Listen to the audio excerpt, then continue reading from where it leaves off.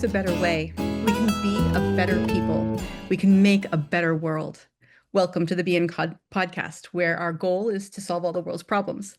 You laugh, but think about it. People's actions follow from their emotions and their attitudes. At the root of every single problem in the world, from conflict and climate change to workplace stress and road rage, are people acting out of fear, greed, and division. That is what has to change. Our evolution is the revolution. The BN events are designed to normalize understanding, love, and unity worldwide. The next one is coming up fast. Be Enjoy Boston is June 29th from 12 to 4 on Boston Common near the Parkman Bandstand. And you can find out more about it at www.b-in.life. I am your host, Jennifer Sullivan. Today, we are joined by Adina Crawford, a wellness leader, yoga teacher, and advocate for inclusive movement spaces. Adina didn't grow up active. In fact, she didn't even start running until her mid-40s. But once she did, everything changed. What began as a simple commitment to move her body turned into a life of purpose, helping others feel strong, welcome, and seen. Now in her 60s, Adina is a certified yoga and meditation teacher, a marathon runner, and a passionate community builder. She teaches classes in public parks, partners with organizations like Black Girls Run and REI, working to break down barriers in wellness culture. Her mission is simple but powerful: to show that yoga and movement and mindfulness are for everyone. Adina, welcome. We're so glad to have you with us. Thank you so much, Jennifer, for having me. I'm so glad to be here and I'm glad to dig deep into this conversation, right? Yes, me, We I'm can kind so of get excited it about it. going. Yeah, let's get right into it. So let's start with you. Tell us a bit about your background and sharing a bit about the work that you do now and the path that got you there. So my background is basically I was born and raised in the Bronx of New York City, and I moved to Massachusetts really early on in my age. And I spent the majority of my life not only going back and forth to New York, but the majority of my life in Springfield, Mass. And that's where I kind of laid down roots, where I went to high school, elementary school, and eventually college in Boston, right? So that's where it all started. But believe it or not, my life was always about giving. It's always been about giving. So my background was like the candy striper. Do you remember the candy Oh stripers in yeah, the yeah, yeah. hospital? Go to the hospitals, yeah. Yeah, the candy striper or volunteering at an event or what have you. That has always been my thing, just to give back. Yeah. And I wasn't a very active person back then. Matter of fact, I was the person that, and I'm dating myself when I say this, gym suits. Got it. Yep. Gym suits. I was the one that would put on the gym suit and sit on the sidelines and not want to participate because I felt awkward. I just felt like I was socially awkward and not really to be able to be engaged. Mhm. And I was very sedentary. I'll be honest. And I really didn't start that whole movement and activeness until really late in life. I hate to say that, but really late in life, I became really active. It was more of, let me run the streets, let me hang with my friends, let me do all of these things. But fitness was not at the top of the list at all. Well, Not at all. let's not call it late in life, just later than most people do, right? Right, right. You're But you not know what? I'm thriving still. yes. I'm still Yes. thriving. So my background, was a lot of volunteer work. I actually went to college in the travel industry. Oddly enough, I was in the travel industry and that tanked very quickly. And between the marketing and working for different brands like companies like American Express and Mm. MCI and those things. And then I landed a really good job in Boston. And from there, it just kind of soared into that whole marketing, customer service. Let me follow my passion to help people. And that's where I landed. But then suddenly I landed in the DC area. So I was working for Marriott for many years. And during that time, I met a lot of different people from all walks of life. And I got an opportunity to come to the DC area and work for a company down in downtown DC. And it's been history ever since. So now I'm with Montgomery County Police, and I've been with the police department since '89. Wow. Yes, yes. And it is then through that particular job and through the people I met in that world where I became active. Mhm. And that is what led me down the path of, let me find another avenue. One, I was grossly obese meaning 300 pounds plus, Wow. and had some bad habits. Let me just say that I had some bad habits. And my husband was like, "You need to do something. You need to do something." Right. And he said, "I don't know what it is, but you need to do something." And I had to take my life into my own hands. And the path I'm on now is a path that I will not leave, which is active through fitness. That's fantastic. I mean, I think we've all, well, maybe not all of us have been at the bad choices with fitness stuff. And I know it's hard to turn it around. So just that alone, congratulations on that because it's hard. It's really hard to get to do that. Yes. Um, so what what did movement first open up for you, like physically, emotionally, spiritually, that you didn't expect? I didn't know I could move my body the way that I did. That's that's a great answer. And I say that to say, being at that time a little awkward, being always the tallest person in the class, and Mhm. uh it was very different for me. I was amazed at how my body can move and how good I felt when I moved, Right. as Right. opposed to being sedentary, Yeah. right? And I come from a sedentary family, Okay. so I didn't know what movement really meant. And then when I started getting into it, it was like, wow. And my husband said to me one day during that time, he says, "I tell you to go out and find something to do, and now I can't even keep you home." Well, I Yeah. mean, it's fantastic because food, for me at least, has always been kind of a crutch, an emotional crutch. I go to that whether I'm angry or sad or bored or whatever. And it's just so nice to know that fitness can feel just as good, if not better. Actually, Yes. much, much, much better. Yes. Yes. Yes. Yes. Of course.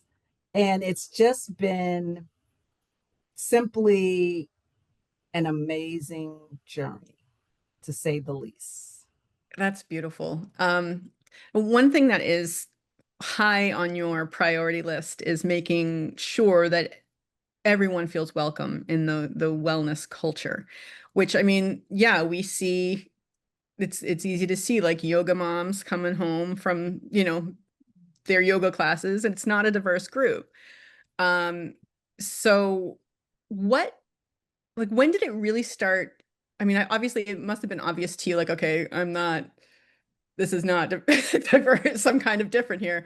But like, when did it start becoming like a problem? What is there a story or a moment either in your own journey or someone else's that really brought that sense of exclusion into focus for you? Yeah, it's all the time. And I All will the say time. that to say in the space, I'm going to give three different scenarios Yeah. that I was involved in. So I used to go to a specific yoga studio, and at that specific yoga studio, it was the Lululemon pants and the crop tops. Uh-huh. There was nobody in there of really of color, and everybody moved at a different pace, meaning that these young ladies were moving at a different pace than what I came in as. Hmm. And it wasn't very welcoming in the beginning, Hmm. but with my personality, I made it to make it work for myself. Right. So that was one scenario where I didn't see a lot of diversity in yoga. I was like, where are the people of color? Right. Right. All I saw was Caucasian women and maybe a few Asian, but the women of color in this specific area didn't exist. Right. And over time it got a little better, but you can still count the number on your hands. And in the running space, going into specific areas to run, you didn't see many people. I didn't see people that looked like me until I joined Black Girls Run, Mm. right? And I saw women that looked like me that were like, okay, we're all in it for the same reason, for fitness, for health, for all of those things. And cycling, a whole different animal. Really. Whole different animal. People would look at you like, do you belong here? Really. Yeah, it was a little awkward in the beginning. Yeah, it was a little awkward. And now that my hands have been delved into different aspects of fitness, it's becoming to turn a little bit. My name is kind of out there, like, okay, I know who Adina Crawford is, she's this, she's that. But then when I bring the tribe along, and meaning I bring people along from the community, I want them to have that welcoming experience. So really, really important. So those three different things, culturally, we still have a lot of growing to do Yeah. and less side eyeing, like we don't belong in the space. Right. Right. Yeah. Right. That Yeah. definitely has to stop. Yeah. Mhm. Uh, I mean, it makes such a difference as to not, I mean, yes, to feeling welcome and stuff like that, but feeling welcome is very important for someone to stay somewhere. Yeah. And you also, that's for your mental too, because who wants to go into Yes. a space? And I've had this before when I substituted a class, and it was a yoga class, and the lady walks in and she's looking around. She's like, well, where's the teacher? And I said, I'm the teacher. So she kind of stood there, looked at me up and down. She said, you're the teacher? I said, I am, and welcome. So you see what I mean? So what is that stereotype? What does society say how we're supposed to look? What does social media say how we're supposed to look? Am I supposed to be a tall, thin, blonde woman, heavily chested, large bottom, all of that? So, I mean, society really puts people in peg holes. Boxes, yeah. Yeah, definitely. Um, so how did that really shape the way you think about inclusiveness and wellness and how you show up at work? Like, how do you bring inclusiveness into what you're doing? So I actually flipped the script, because when I started teaching, I made everybody feel welcome. My first thing that after I do my introduction, I tell people, meet your body where it is. There's no body shaming here, Mhm. and that we are all in this together. All bodies. Yoga's for all bodies. It doesn't matter where you are. And I offer lots of modifications so people can feel inclusive. That's a big one, Jennifer, because you come into my class and you're like, I have a issue with my right shoulder. I'm not going to tell you, well, I'm sorry, but this is how we're going to do it. I'm going to give you modifications. I'm going to give the whole class modifications. If you can't reach your arms over your head, bring your arms across your chest, and there's different things to make people feel like they are part of the group. There's nothing worse than feeling like, oh, I'm just sitting there because there's no modifications given. I, absolutely. I mean, I know when I've been heavier, I kind of go back and forth. When I've been heavier and I join like a fitness thing, it does feel very uncomfortable when you're just like, okay, you end up feeling really bad about yourself because everybody else can do stuff that you can't. The teacher, that is the instructor's responsibility, to make every student feel welcome, make them feel inclusive, and then also be yourself. So when I say be yourself, activate your personality. And my personality is usually lit all the time. So activate your personality so people can feel like, oh my gosh, she really does understand. She does really care. And if you even go to my website, those testimony Tuesdays, or people talk about how I made them feel in that class. And these are complete strangers. Ugh, that's So it's awesome. so important, right? Because guess what? Yes. I want you to come back. Right. Right. I I want you want to you to come come back back. and feel good about yourself. Yes. It's so important because we are definitely told that we should look a certain way, we should have certain abilities, and if you don't, like you said, if you don't fit into this little box, like what are you doing here? And Right. you're not right. Exactly. And I will just tell you one quick scenario. Is Whenever I teach for the Boston Run Show or the Boston Expo, I have had people for the last 3 years from all over Massachusetts and Connecticut. They said, we saw your name on the list and we decided to come to your class, and they follow me every year. So it's got to say I'm doing something right, that yeah. and making people feel good. And again, like I said, when you go to my website and you listen to the small testimonies, it's just so powerful. And that is me. That is nothing fake. That is not me like rolling out a script. This is how I want people to feel when they come into my space. Yeah. Authenticity. It's Yeah, authenticity. Absolutely, most 100%. yeah, like Mhm. be real and show people because when you're real, I mean, this is something I believe very strongly. When you're real, people relate and they realize that, like, oh, okay, I think that way, I feel that way, I do this, I do that. This person gets me, and they feel Yes, comfortable. You know what I mean? yes. And Um, I've had women that are with multiple issues, medical issues or right. mobility issues. You can't stand, use a chair. Let me show you how to do that. And every Tuesday, I teach a class that mat people, chair people, and I demo both. And That's, you just have to, and those people keep coming back because it's a benefit for them, right? yeah, big time, big time. Yes. I mean, it's not just yoga is great for mind and body and emotions and spirituality all together. It's all one thing. But I mean, especially in a space where you are making room for everyone's mind and body and spirituality. That's a big deal. I love that you have these testimonials that you're talking about. What kind of things are people saying? You know, when you listen to some of them, just how I made them feel upon their arrival. Mhm. And one lady talked about she was helping people on the floor and people in the chair and just being accessible, making it accessible. Yeah, Someone comes in a wheelchair, I'm going to give them the same thing I'm going to give the people in the chair.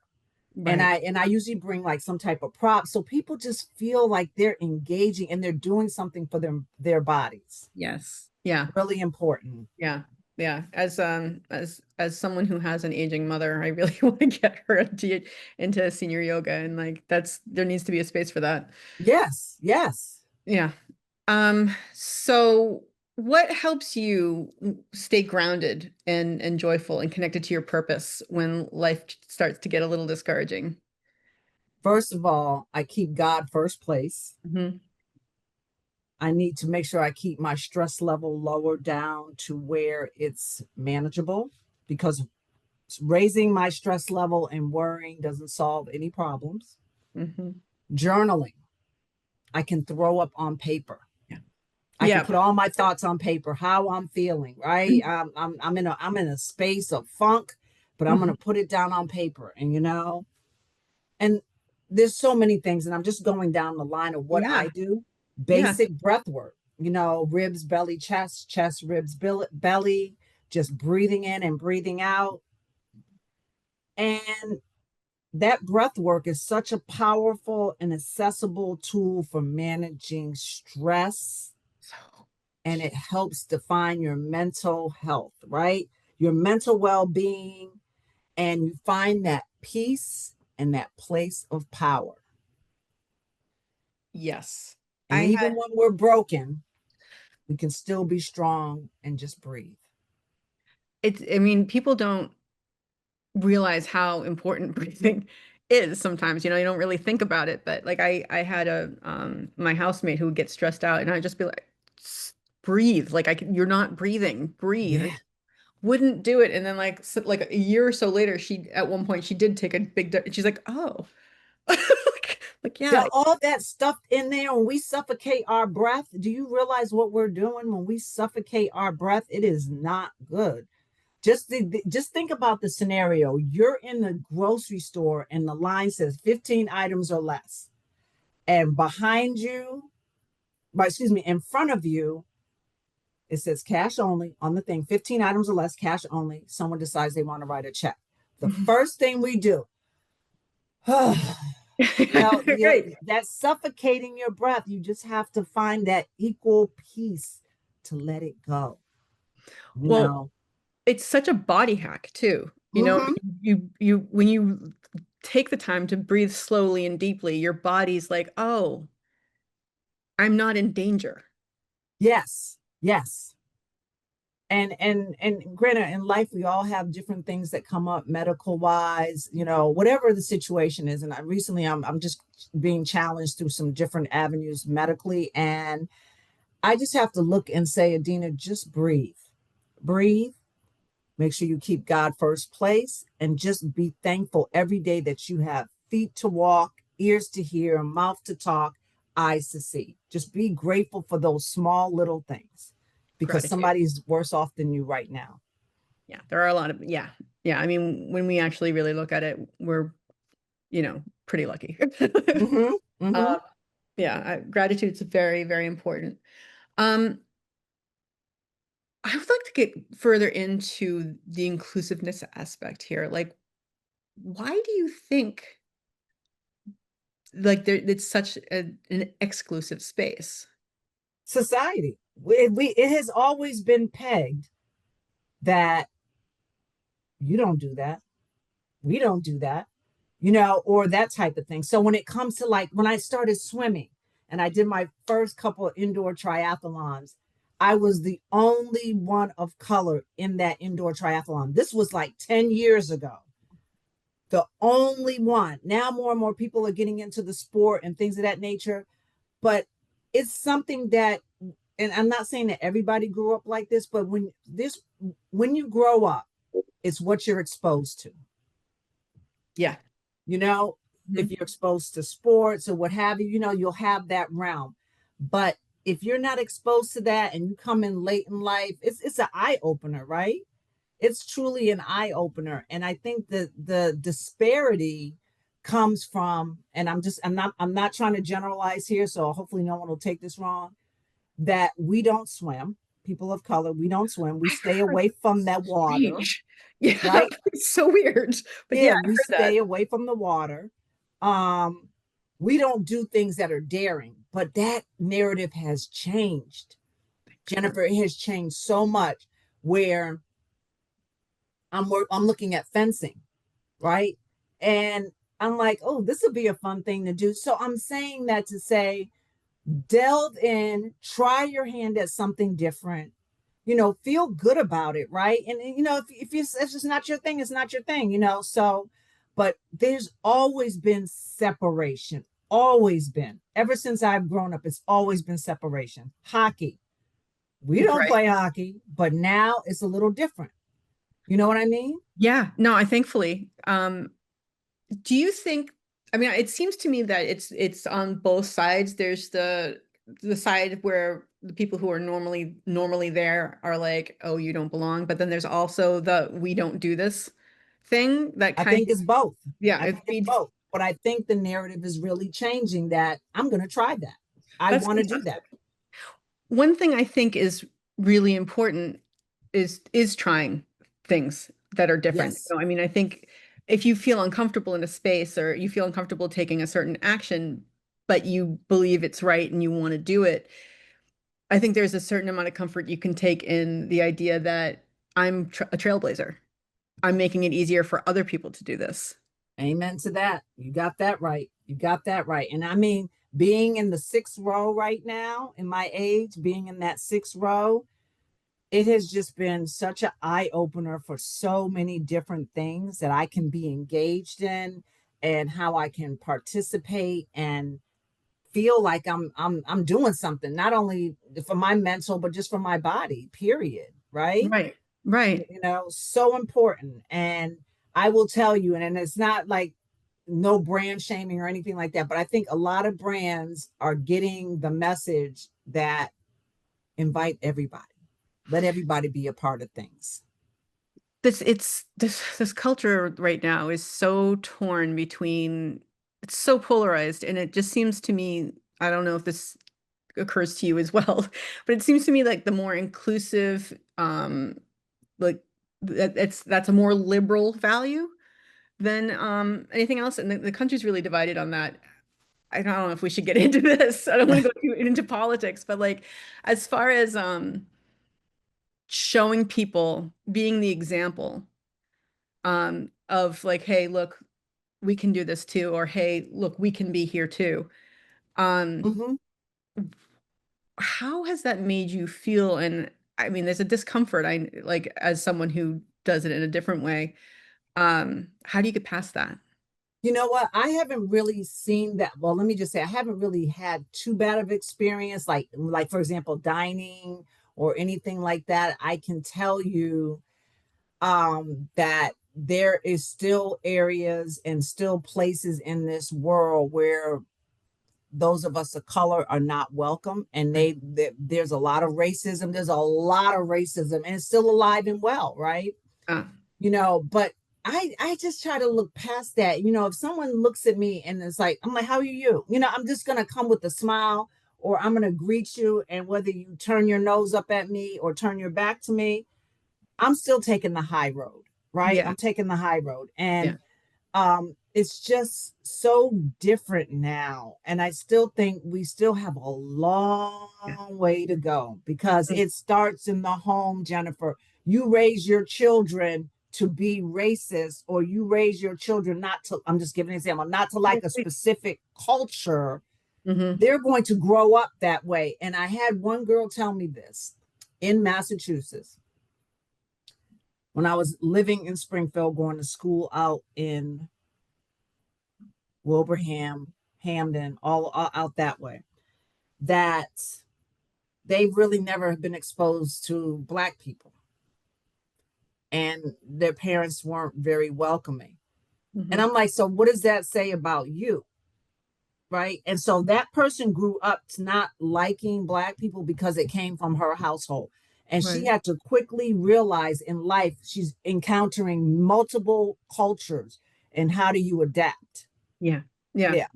And some people are scared. Like you see the women in the elevator, you get in the elevator, and I'm a woman of color, and there's three women of whatever race they are, and they're clutching their purse and they're clutching their pearls and they're standing in the corner. I'm like, lady, I don't want nothing you have. I'm like saying that to myself. It's like, come on, y'all. Yeah. And Yeah. it's society. They peg like all these people are drug dealers. These people steal. These people are this. These people are that. It's just horrible. It's just It's awful. absolutely horrible. And yeah, and it's certain elements of culture really propagate it, Mm-hmm. which is why I think what you're doing is so important because there has to be a balance. We have to get people realizing like people are people. Like it's like such a simple concept. Like Yes, we're just a different color, and we just come from different backgrounds. backgrounds. And Yeah. growing up in Springfield, I went to school with 80% of Hispanics, 20% of Caucasians, and a very small percentage of the others. But that's why my diversity is the way it is, because I've been exposed to that all my life. Right. My Right. entire life, I've been exposed to diversity, seeing the different things, but just very aware of the culture. It's something that really needs to be brought to the masses because like you and I were talking the other day and I shared with you I grew up in Marshfield, Massachusetts, and you were like, "Oh yeah, I've heard about Marshfield." Yeah, It's there's like, nobody of yeah. color there. Yeah, there at least when I was growing up, there wasn't. I said there were two girls of color in my class and both were adopted by white families, you know? So it was, so as a person, a white person growing up in that environment and knowing like maybe it wasn't always spoken out loud, but there are racist attitudes that get into, I mean, there's just that's how I grew up, that's where I grew up, that's the culture in which I grew up. There are things in my head and my heart Mm-hmm. that I don't want there.